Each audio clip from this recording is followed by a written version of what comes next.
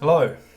Yeah, I'm mckay, and today we're going to be taking a look at Carrie. Well, I kind of knew this day would come, to be honest, at some point. It's not that I have an aversion to Stephen King necessarily. I knew it would be inevitable that I'd cover him at some point. I don't think anyone who's into books or writing in general can actually avoid him, and they shouldn't overall. But I've been quite forthcoming, let's say, about my opinions regarding Stephen King and his work. But I suppose I'll get this out of the way first. Or no, initially I want to say thanks for everyone who voted, actually. I thought I'd put it up for debate to see if it was of interest to people who are subscribed to this. And yeah, I didn't count the actual number, but it was quite an overwhelming yes, I should do it, why not? And yeah, it was kind of fun to do. And I did kind of think, I was actually discussing this with another YouTuber ahead of the curve.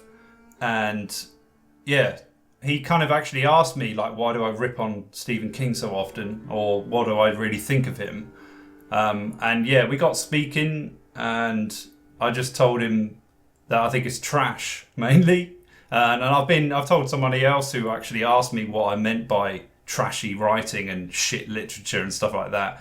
And to be honest, though, I do include Stephen King quite often, but most of the time I am just having a bit of fun. And I usually include him because I get so sick and tired of people going on about him, really. So although I do actually adhere to my thoughts about Stephen King, and I actually do believe them, a lot of the time I will use a sense of hyperbole and exaggerate my opinion of him, just to really for the lols, really. But I still stand by some of the points, and I thought covering Carrie, since I hadn't read it, and I'd forgotten most of what I thought was a pretty forgettable film by Brian De Palma back in the day, to be honest. I thought the film sucked. I thought it would be a good place to start, his debut novel, his first kind of published piece, and one that really shot him into, fame, essentially. I mean, I don't think he ever looked back after that novel, or this novel, rather. And yeah, I thought it would be an interesting one to cover. I think the opening kind of book that really gets a writer going, whether it becomes popular or not, is always quite interesting to look into.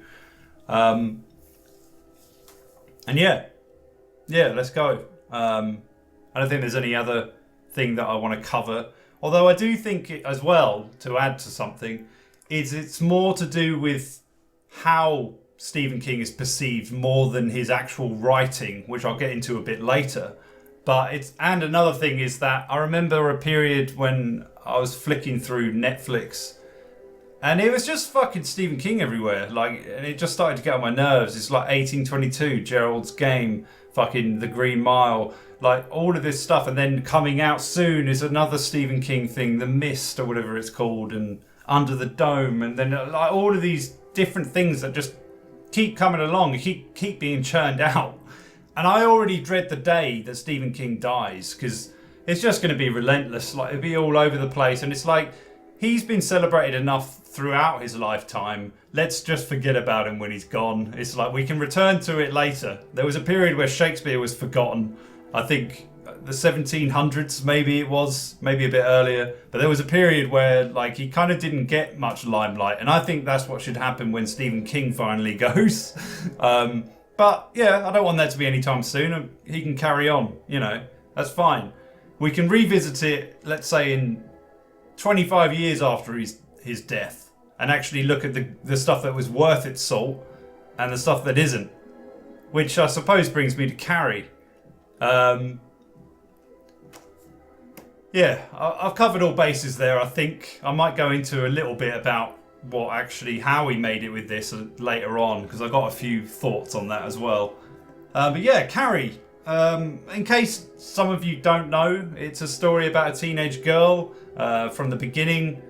It tells you she's got telekinesis, and from the very beginning, really. She's in the shower room. It's a very famous scene. And she starts getting her menstrual cycle at the age of 16, which is a bit weird. I think she might be 15, but yeah, she's late getting her lateness, if you know what I mean. And she doesn't know what it is, which is another weird thing. But I think King covers that reasonably well. I think you have to suspend your disbelief a little bit with this piece. Mainly because it is trash. I mean, I don't want to keep hammering on that word or having to define it. But yeah, it's horror. It's, you know, that type of slasher kind of horror where it feels a bit like a B movie when you're reading it.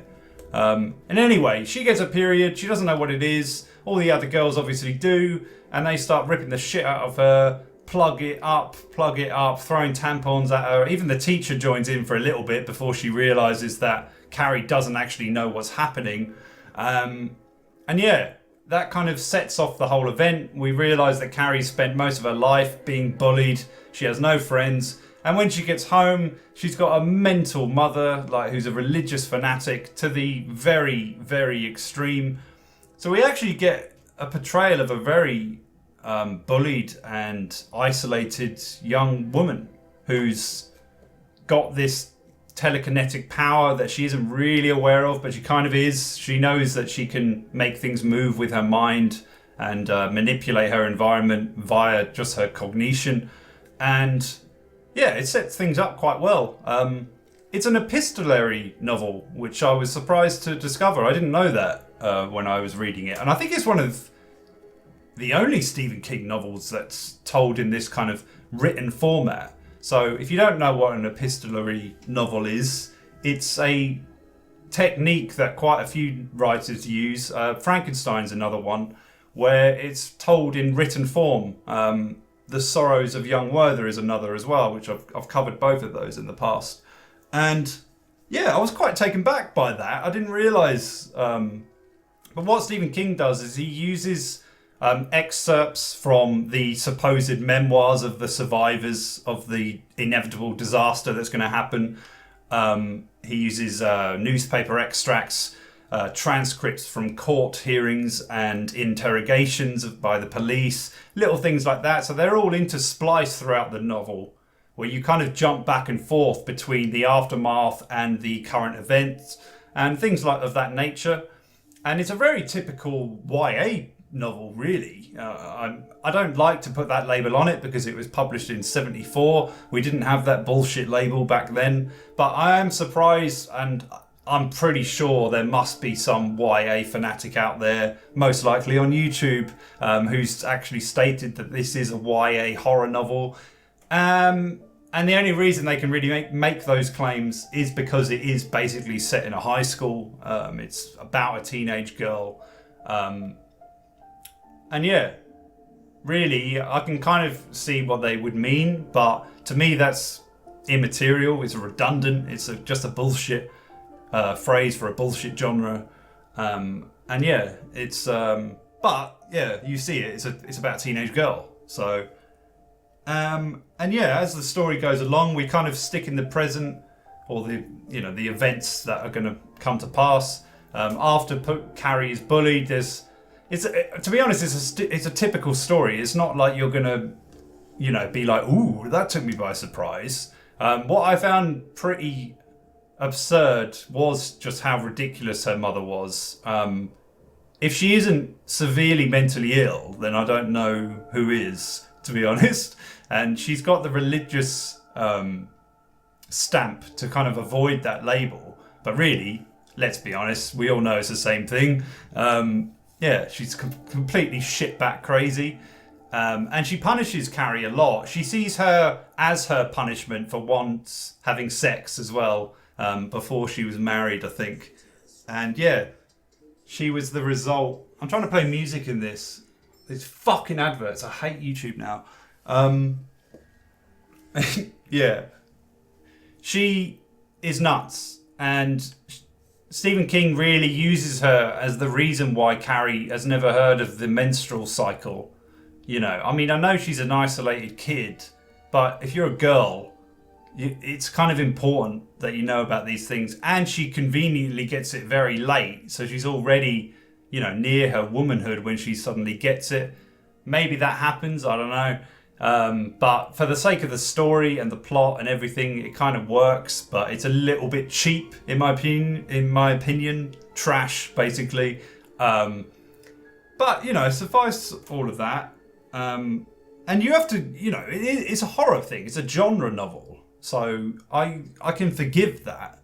But at the same time, I can't give it any literary merit, more than it warrants, essentially. Because it's already given it this paint-by-number element within the genre that it's in. And I don't think that's a problem for Stephen King. I mean, he was writing a hell of a lot. And I am familiar with On Writing, his memoir about the trade, which I will brief over a little bit later at the end when I was going to talk about how this book came to be. But yeah. And yeah, it's fun. I found it to be intriguing. I liked the kind of the development of it. And that's, after this whole thing with her being bullied, she's got this telekinetic power, or TK as King calls it throughout the piece. And yeah, we just see her, she's getting bullied, then the girls who bully her get punished, they get threatened with not being able to go to the prom, so obviously the prom's going to turn into a big thing. During that whole thing, Carrie gets involved because one of the girls feels guilty about what they did to her in the shower room, and she gets her boyfriend to take Carrie along. That seems like a fairly innocuous thing, but then there's another girl who's the bitch leader of them all, who wants to punish Carrie even further, for no real reason other than the fact that she gets invited to the prom, I think, or that she just wants to humiliate her. She's a piece of work, that character. Total cunt, basically. And she gets her dumbass boyfriend to go and, get the... I'm going to tell you the plot because you know it already, and he gets a load of blood, pig blood to be precise. And a fairly gruesome scene. I actually quite like that scene where he extracts the blood, quite literally. And yeah, he collects that, and then so it sets up this elaborate plan. And really, for such a basic plot, I thought King did it actually very well. I liked the interspliced elements of it because it did keep it intriguing, and I enjoyed the perspective, and it actually kind of gave me ideas myself. I mean, I do think Stephen King's great for that. His ability as a storyteller is fantastic. I'm not going to deny that for a second. He's possibly the best that's ever lived. However, that doesn't necessarily give it literary merit. Again, I'm going to say, it's not literature. It's not challenging your beliefs. It's not going to change your worldview or possibly even change the world, in my opinion, although some would argue that his works have changed the world because of the impact it's had on media and blah, blah, blah. And the fact that I was, going off on one about the stuff on Netflix is evidence that it has impacted the world in some regard or another. But in my opinion, it's not, he's never going to write To Kill a Mockingbird. That's my opinion. And he actually talks about that book in his memoir, asking in essence why the author didn't, write shitloads of other books. And it's because sometimes you've got nothing else to say, and if you do write a masterpiece, for instance, I don't think you need voluminous amounts of other works that actually demonstrate you're just human. But that's me. Overall, I mean, the book is funny. I mean, the style, those are the parts I liked, in essence. It's got a kind of pulpy vibe, horror / kind of its era, especially. The things I didn't really like, I would say the use of parentheses I thought was over the top, and he cheats a little bit because sometimes he's using, say, an extract from a memoir, but then he'll blend his narration with the kind of bracket thought patterns of the narrator itself. So it kind of works, and then other times it kind of didn't work for me. I found it a little bit jarring. It worked best when it was just Carrie, and you could tell it was her saying, "Oh no, mama, please no, mama, I don't want to do this, mama," like kind of thing, and that kind of added added attention. But when he did it throughout, say, extracts of memoirs or newspaper articles or whatever, it just felt a little bit like a cheat. But in some element, it did add to this whole atmosphere of the unknown that was approaching kind of thing. So it gave it a kind of flavour, but I thought it was slightly overused. And other parts of the language was just, any woman in this is mainly described by her tits, basically. Like, literally pretty much every character. Now, I'm aware that teenagers have particularly perky breasts, but his description of it felt a bit unnecessary at times. And he was in his mid-20s, you know, there or thereabouts, when this was published. So it's kind of forgivable. Like, I remember being young, and yeah, that's the thing you notice, and especially with those types of authors.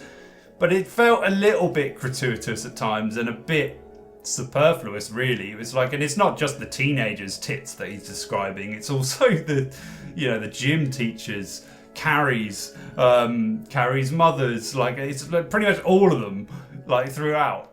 And it's not overly descriptive. He's not going on about them in a kind of sexually alluring way. It's just like he just keeps mentioning it all the time.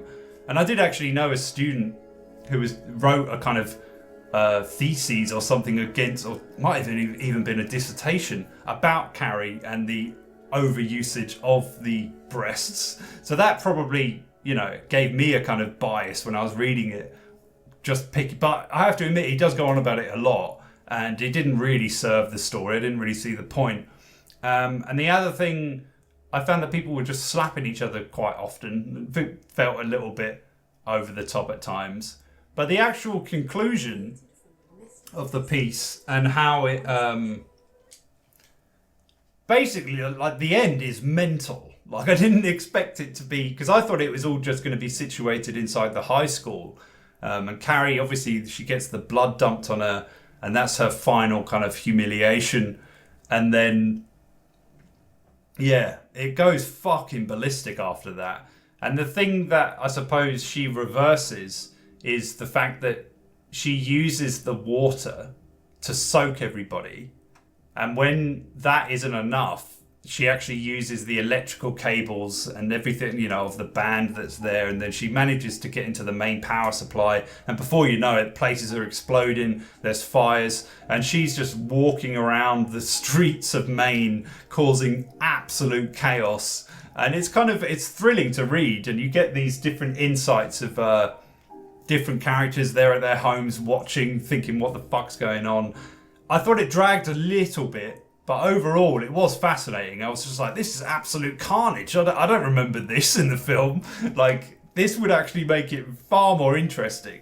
And when Carrie loses it, the demonic element of her and it takes over, basically. And I did like the connotation that, you know, it was kind of biblical in its, you know, or at least it was of the devil kind of thing. And, you know, having the parallel with that, with her mental mother, it kind of felt justified. And it also made you kind of weirdly root for her, because all the other characters in it aren't really redeemable. There's a few that are kind of okay, like the principal, like he's kind of cool. He stands up for himself, and he kind of tells one of the hot shots to fuck off, basically, just because he's, you know, got loads of money. So he kind of has a likable quality. And there are a few others that they're fine, but they're fairly bland, so you don't really give a shit about them. And when Carrie is going mental, doing whatever she can to basically ruin the whole city, it works. You kind of feel it's justified, and there is a kind of horrific element. I mean, I wasn't scared reading it. It doesn't have the kind of element of suspense where you don't know what's going to happen. You kind of, I mean, maybe you would if you weren't already familiar, but that's very tricky to have with this piece, because you kind of can't avoid it, you know. For some reason, I mean, even the cover itself kind of shows you, you know, what kind of realm you're going to be going into. But I thought it was fun, you know. It's trash. You know, I'm going to say it again. It's fun though. It's good trash. Like, if there's a top tier trash, Stephen King is it, that kind of thing. But that's all it is. I And I can't really give it any more credit than that. There are usages. I mean, you kind of, because it is his first book as well, you do see like elements of where he will go with his writing and the skill he uses. But yeah, the constant inserts of, say, parenthesis are, I think, overdone. And that's actually one of my complaints about King throughout his novels, because he doesn't just use it in this, he does use it a lot. And for me, those types of things can work, but I think you have to try and less is more them, let's say. And then they have far more impact. But when they're there quite often, especially throughout different characters, I find that it just loses its kind of meaning a lot of the time. And it just seems like, oh, that's just Stephen King doing that. It's not the character, having some kind of crisis inside their mind, although that's what he's trying to portray. And yeah, overall, if you're looking for something that's just a bit fun, full of blood and gore and tits, then pick up Carrie. It's fun. I can't really deny it. Again, YouTuber I was talking to, ahead of the curve, we were talking about charity shops. If there's one thing you can find in charity shops, it's Stephen King books. So go to a charity shop, pick up your Stephen King from there, and don't bother paying full price for them anymore. You don't need to. Or just wait, because Netflix will be coming out with it, next week at some point. Doesn't matter. There'll be a remake of a remake of a remake of Carrie, for instance, that you can watch if you want. And yeah, you can pass the time and basically popcorn your brain with stuff like this. And I think if you're a writer or an aspiring writer, yeah, fuck it. Pick up some Stephen King. He's great. He's a storyteller. Storyteller-wise, he's brilliant. As an intellectual, writer of literature and philosophy, he ain't. That's the thing. Another thing about Stephen King, especially, is if he slags off a movie, that is a sign to me that movie is definitely worth checking out, because it's probably a masterpiece. His opinions on films is suspect, to say the least. He doesn't recognise The Shining is a brilliant piece of cinema. He doesn't see it. He can't get over the fact that, Kubrick, I'm forgetting if it was Kubrick now, but I'm pretty sure it was. He created a masterpiece with The Shining. It's a fucking brilliant movie. It's like the best horror movie ever made, I think. And Stephen King hates it. He doesn't see why, if you can't see how that film is just brilliant, regardless of whether you wrote it or not, then I've got to question your judgment a little bit with other films. And the other film endeavours that he went into, there's some film out there that just looks so bad, it's genius almost, and I still haven't watched it. I keep forgetting the title of it. So if any of you can remind me of it, I will actually watch that, just because it looks like the worst movie ever made. But with all of the kind of good elements to it, so it's good fun. It's so bad, it's genius kind of thing. And his opinions on films are really off. I don't know what he's fucking watching a lot of the time.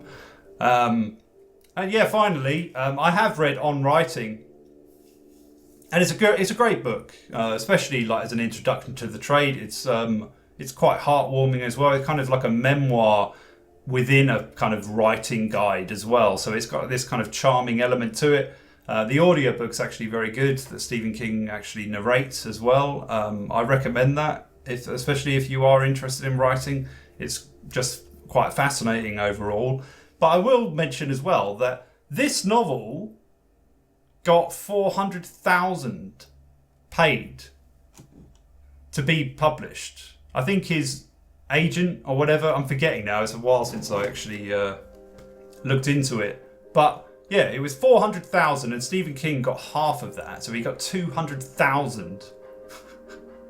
Right, and this is in the 70s, 74 or 73 to be precise. I looked up the inflation. 400,000. Let me just get rid of this shit. Fucking adverts everywhere, man. 400,000 in 1974 is, in today with the inflation rate, the equivalent, I couldn't quite believe this, I had to double check it, of over 2 million today. 2.1 to be specific. Like nearly 2.2. For Carrie. For fucking Carrie. So Stephen King essentially earned for what? 1 million. For this. You fucking kidding me? Get the fuck out of here with that. Really? Like, I can't... That just doesn't happen now. No one gets, like, an unheard of author. No one gets that much. Like, we're fucked on this planet. And this is probably the reason why. Because books like fucking Carrie got 400,000, over 2 million in today's money thrown at it to be published. I mean, I know the economy was much better then and things have changed and blah, blah, blah. But still, for Carrie, it's like... I can't believe it, really. I mean, the inflation rates themselves shocked me, to be honest. Like a dollar in 1974 is $5 today, basically. A little bit over $5. That's the equivalent, which is mental. What the fuck has gone? What's happened in all that time? It's not even that long ago when you think about it. But yeah, that's it. That's my review of Carrie. 3 stars. But a good 3 stars, you know. I mean, that isn't a bad review to me. I like other Stephen King books. Misery is great. That's like crack cocaine on a page. That's brilliant. I love that. And The Shining as well. The book is good. It's not as good as the film. Sorry. And yeah. I've said it before, actually. His drunken days, when he was fucking drinking mouthwash because it had a bit of alcohol in it. Those were his best writing days. In my opinion, like he came out with his best books around that time. Coincidence? I think not. But yeah, I will continue to rip on him, mainly because it's the way people go on about it. Because he's not, in my kind of aspirations, somebody that I'd really like. He's more of a stepping stone to me of trying to become a great writer. But in terms of storytelling, if you are looking to be a genre writer, you know, you're kind of ABC type, then he's probably your hero, you know. But if you're looking to write literature, yeah, he's not going to really help. And that's my 2 cents on Stephen King, which is probably what I paid for this, to be honest. But, you know, I did enjoy it. I can't give it more credit than it deserves. And yeah, fucking 400,000. The fuck, man. I mean, I know Stephen King was writing for a long time before that. And he wrote, you know, basically during his childhood, his teenage years and stuff. So I can kind of give him his due there. Like, that's cool. Like, he worked towards it. And the structure of this is good. And is interesting and it keeps you intrigued. It could have been polished a bit better, I thought. I thought it was a shame that once Carrie went mental, that was it. Like, it was the demon that controlled her. Oh, and to finalise this review,